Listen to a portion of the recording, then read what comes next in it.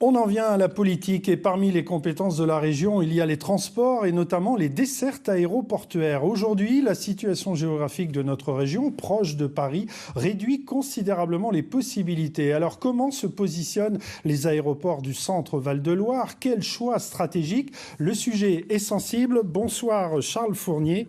Vous allez nous donner votre avis dans un instant, mais tout d'abord, état des lieux et perspectives avec Philippe Tanger et Charlie Krief. La région dispose d'une vingtaine d'aérodromes et de 2 aéroports, celui de Châteauroux-Déole. Grâce à ses infrastructures, il multiplie les activités de niche. Il s'est installé sur des marchés très spécifiques. On a un peu l'impression qu'il fait la course en tête sur ces marchés-là. Et celui de Tours à vocation internationale, tourné vers le trafic passager. Et la question qu'on peut se poser et qu'on doit se poser, c'est quelles sont les véritables retombées économiques dans le trafic low cost. Jean-Paul Carlat est membre du Césaire, un organisme consultatif de la région. Aujourd'hui, il enquête justement sur le dossier des dessertes aéroportuaires. Sa commission rendra ses recommandations d'ici la fin de l'été. L'aéroport de Châteauroux à Déole, une propriété du conseil régional. Ses caractéristiques, sa position stratégique, une longue piste de 3500 mètres qui peut accueillir tous les gros porteurs et une importante réserve foncière. Spécialisé à l'origine dans le fret, il a joué la carte de la polyvalence. Il a complété cette activité de fret aérien avec des prestations assez particulières de parking. Il intervient aussi pour faire des travaux spécifiques, des travaux de remise en peinture ou des travaux de maintenance. Il sert également de lieu de formation pour pilotes et pompiers. Dernier créneau développé, la transformation d'appareils passagers en avions cargo. 18 millions d'euros investis avec la construction en cours d'un hangar géant et 155 emplois à la clé d'ici 2025.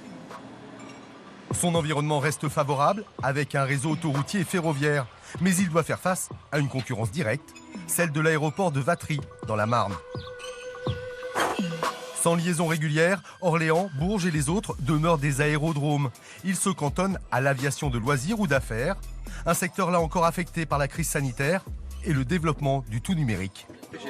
Il est utile de faire des négociations en présentiel, comme on dit maintenant, mais quel va être l'impact sur l'aviation d'affaires des systèmes de visioconférence qui sont de plus en plus performants? Reste le cas épineux de l'aéroport Tours-Val-de-Loire.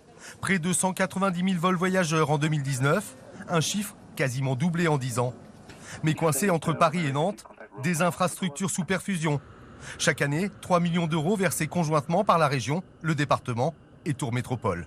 Aujourd'hui, les subventions publiques permettent d'avoir un prix attractif. Mais est-ce le rôle d'une subvention publique de soutenir le prix du billet? Une subvention versée principalement à la compagnie aérienne Ryanair. Et la controverse enfle dans le contexte de transition écologique et du manque de données sur les réelles retombées économiques pour la région.